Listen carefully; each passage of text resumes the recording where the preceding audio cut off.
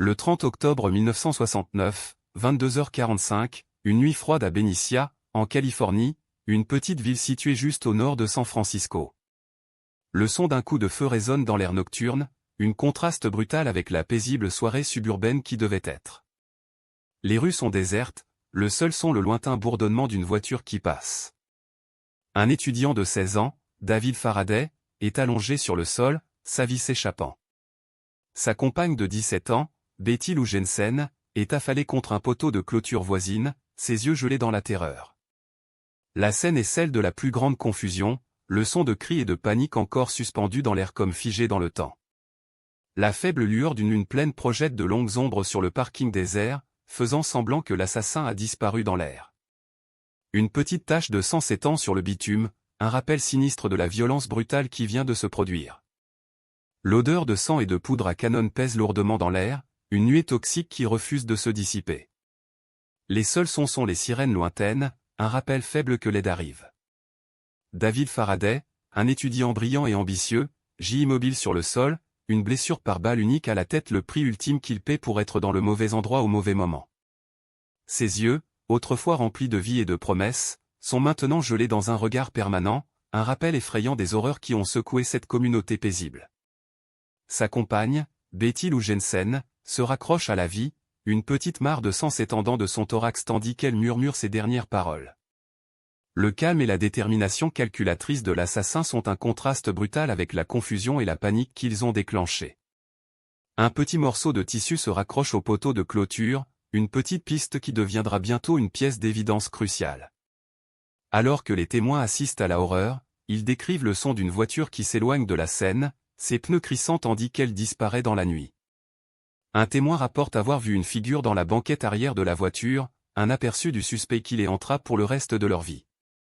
Les cris et les cris d'aide continuent à résonner dans l'air nocturne tandis que la réalité de ce qui vient de se produire se met en place. Le son des sirènes devient plus fort, un phare d'espoir au milieu de la confusion. Les policiers sont en route, mais il est incertain s'ils pourront attraper l'assassin avant qu'il frappe à nouveau. Avant de poursuivre, cliquez sur la bannière s'abonner et la cloche. Nous publions de nouveaux cas chaque jour. Chaque abonné nous aide à nous rapprocher de la vérité, et nous sommes reconnaissants de votre soutien. Je vais vous emmener à l'origine de cette histoire, un récit de mystère, d'intrigue et de meurtre qui captivera l'attention de la nation et deviendra l'un des cas de tueurs en série les plus notoires de l'histoire américaine. Le tueur du Zodiac, un nom qui deviendra synonyme de terreur et de peur, est l'objet de ce nouveau cas. Nous allons plonger dans le monde des lettres cryptées et des codes, les menaces étranges laissées derrière l'assassin, et la toile complexe de motifs et de suspects qui ont captivé les enquêteurs pendant des décennies. Le tueur en série Zodiac, l'un des tueurs en série les plus infâmes de l'histoire américaine, reste un énigme à ce jour. La personne centrale de ce cas était un individu non identifié, mais nous avons quelques détails sur eux.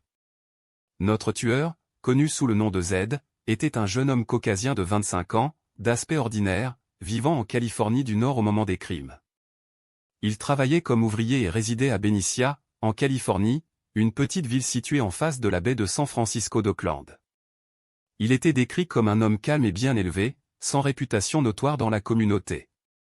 Notre tueur menait une vie semblable à celle d'un homme ordinaire, travaillant dans l'usine navale locale, passant du temps avec sa famille et assistant à l'église. Il était rapporté qu'il était intelligent et ressourceux, capable d'adapter ses situations. Sa famille le décrivait comme un homme calme et réservé, avec un sens de l'humour sec. Il était également décrit comme un père dévoué et un mari, qui était farouchement loyal envers ses proches. Ses collègues de l'usine navale disaient qu'il était un travailleur acharné et facile à vivre. Malgré la noirceur de ses crimes, il y avait des moments qui rendaient notre tueur sympathique et relatable. Il était un père dévoué à ses 2 enfants et s'extasiait sur sa femme. Sa famille disait qu'il était un homme doux qui s'occupait profondément de ceux qui l'entouraient. Ce paradoxe posait des questions sur la nature du mal et sur la façon dont les gens ordinaires peuvent commettre des actes atroces. Il est difficile de ne pas ressentir de pitié pour une personne qui était si profondément défectueuse et qui semblait pourtant avoir un côté bon. Les relations de notre tueur avec ceux qui l'entouraient sont entourées de mystères. Il était rapporté qu'il faisait confiance à sa femme et à ses enfants avant tout, mais peu est connu sur ses relations étroites avec d'autres. Avait-il des amis proches ou des confidents qui auraient pu connaître son côté sombre? Il est possible qu'il ait pu cacher sa vraie nature même à ceux qui l'entouraient le plus. Plus nous apprenons sur la vie de notre tueur, plus nous avons de questions. Les mois précédant le début des meurtres étaient marqués par une tension et une instabilité croissante dans la vie de notre tueur. C'est une soirée automnale froide en décembre 1968, autour de 21h40. Les eaux sombres de la baie de San Francisco reflètent les lumières clignotantes de la rue Glenhaven à Vallejo, où un crime terrifiant allait se dérouler. Les rues sont vides, à l'exception d'une voiture qui passe occasionnellement, ses phares projetant des ombres vacillantes sur le bitume. Un épais manteau de brouillard s'abat, réduisant la visibilité à quelques pieds. Le son des criquets lointains fournit un arrière-plan sinistre tandis qu'un jeune couple se prépare pour une nuit de romance.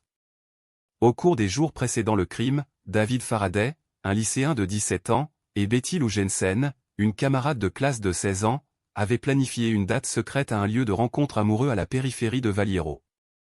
Ils avaient décidé de prendre la nouvelle Studebaker de Faraday, et le soir du 20 décembre, ils quittèrent la maison de David avec une bouteille de vin et un tapis de pique-nique. Le couple s'est arrêté dans un magasin de proximité pour acheter du vin et des collations avant de se rendre à leur destination. Les routes étaient vides, et la nuit semblait parfaite pour une évasion romantique.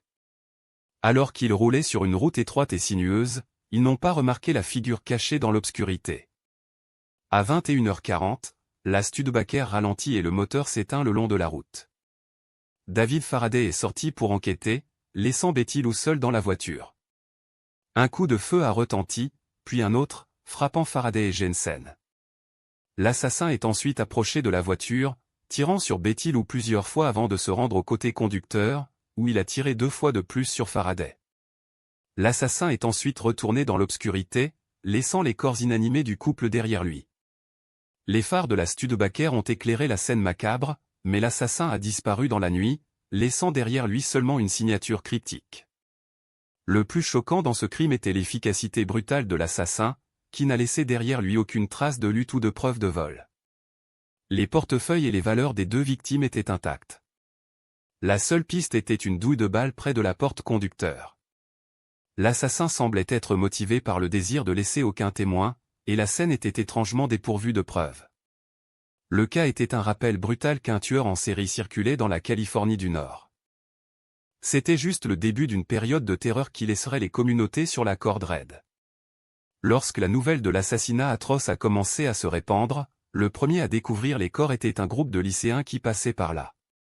Ils ont immédiatement contacté la police, et à 21h15, les officiers sont arrivés sur les lieux pour commencer à collecter des preuves. Les policiers ont trouvé 2 corps, dont l'un était partiellement éjecté de la voiture. Le pare-brise de la Studebaker était brisé, et les airbags avaient déployé. La police a immédiatement cerné la zone, et les experts en sciences forensiques ont commencé à collecter des preuves. Comment pensez-vous que cela s'est vraiment passé ici? L'assassin a-t-il poursuivi le couple avant de l'attaquer, ou s'agissait-il d'un acte de violence aléatoire? Les théories abondent, mais la vérité reste un mystère pour l'instant. Lorsque l'enquête policière se déroule, il devient clair que le tueur en série, connu sous le nom de Zodiac Killer, était un individu froid et calculateur qui n'a laissé aucun caillou non retourné. L'étendue complète de la brutalité de l'assassin sera révélée dans les jours à venir. Mais pour l'instant, regardons de plus près la signature cryptique de l'assassin, une lettre qu'il a envoyée à la police juste quelques jours après l'assassinat. La lettre, écrite en code et signée d'un symbole étrange, est juste le début d'un jeu de chat et de souris tordu entre le Zodiac Killer et la police. Mais en plongeant plus profondément dans l'affaire, nous découvrirons un tournant choquant qui changera tout. Alors que les attaques du tueur en série Zodiac commençaient à attirer l'attention des médias, les policiers en Californie du Nord réagirent d'abord avec un sentiment d'urgence, établissant une task force pour enquêter sur les crimes. Les policiers passèrent en revue les dossiers de cas similaires dans la région, cherchant toute connexion potentielle. Ils augmentèrent également les patrouilles dans les zones où le tueur en série Zodiac était connu pour opérer. Les policiers étaient déterminés à attraper le tueur avant qu'il frappe à nouveau. Cependant, le tueur en série Zodiac se révéla évasif. La pièce clé d'évidence qui changea tout fut le cryptogramme que le tueur en série Zodiac envoya au San Francisco Chronicle, qui était un message codé qu'il affirmait révéler son identité. Le cryptogramme fut envoyé au journal en 1969 et était accompagné de la promesse que le tueur révélerait son identité si le code était déchiffré. Une équipe de cryptographes à l'Agence de sécurité nationale fut recrutée pour aider à déchiffrer le code, mais ce n'est qu'en 2006 qu'il fut finalement déchiffré.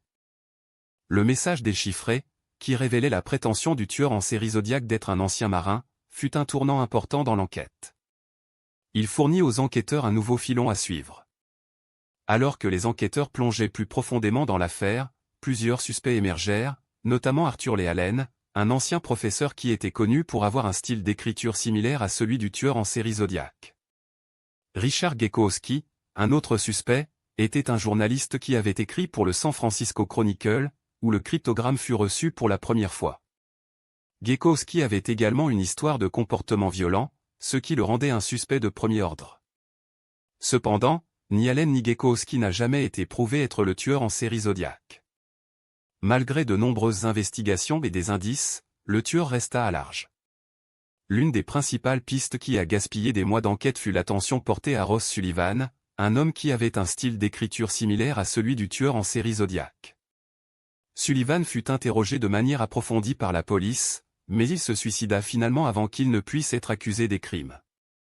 L'enquête sur le passé de Sullivan révéla une histoire de violence et d'obsession pour l'occulte, ce qui le rendait un suspect de premier ordre. Cependant, il fut plus tard déterminé que Sullivan n'était pas le tueur en série Zodiac. L'enquête sur le passé de Sullivan s'avéra finalement être un piège à loups, une piste qui a gaspillé du temps et des ressources précieuses. L'enquête sur le tueur en série Zodiac a duré des décennies et de nombreuses théories ont émergé au fil des ans, mais une révélation qui continue à surprendre de nombreux enquêteurs et amateurs de mystère est la découverte en 2020 d'un chiffre qu'on croit avoir été envoyé par le tueur. C'est un cryptogramme qui lie celui qui est en ligne pour devenir le grand chef de son propre grand clan deviendra le maître du grand chef, c'est-à-dire le maître du grand clan. Beaucoup de gens croient que ce indice pointe directement vers l'identité du tueur. Certains chercheurs pensent que le chiffre pourrait faire référence au grand leader Charles Manson, une figure célèbre de l'époque. Malheureusement, malgré de nombreux essais pour déchiffrer le code, le sens véritable reste inconnu. Une analyse plus approfondie du chiffre découvert a conduit à des spéculations sur la possible connexion du tueur avec Charles Manson, le leader connu de la secte Manson Family. Cette possible liaison a conduit les enquêteurs à creuser plus profondément dans toute connexion potentielle entre les deux, mais jusqu'à présent, aucune preuve concrète n'a été trouvée. Il est connu que Manson et ses adeptes étaient actifs en Californie du Nord pendant la même période que le tueur en série Zodiac et cela a conduit beaucoup à croire en une possible connexion. Cependant, aucune preuve définitive n'a été découverte encore. Certains experts pensent que cela pourrait être un subterfuge habile. Malgré l'enquête en cours et les multiples prétentions de résoudre l'affaire, le tueur en série Zodiac reste officiellement non résolu. L'affaire est toujours un cas froid et toutes les pistes ont été épuisées. Le département de la justice de Californie a confirmé que les crimes du tueur en série Zodiac sont toujours un cas actif, et quiconque a des informations est encouragé à venir en avant. L'affaire est toujours ouverte, mais beaucoup pensent qu'elle pourrait ne jamais être résolue, et certains ont déjà écrit qu'elle pourrait être une énigme insoluble. Malgré de nombreux indices et conseils, l'affaire reste l'un des cas les plus notoires non résolus de tueurs en série dans l'histoire. Quant aux figures clés de l'affaire, Robert Graysmith, l'auteur célèbre qui a passé sa vie à rechercher le tueur en série Zodiac, est décédé en 2020. Son travail sur l'affaire est toujours considéré comme l'un des plus complets et bien documentés. Arthur Lee Allen, un pédophile condamné, était un suspect principal dans les années 1970 mais a été finalement claironné par des preuves ADN. Il est décédé en 1992. D'autres suspects au fil des ans comprennent Richard Gekowski et Ross Sullivan, mais leur culpabilité n'a jamais été prouvée.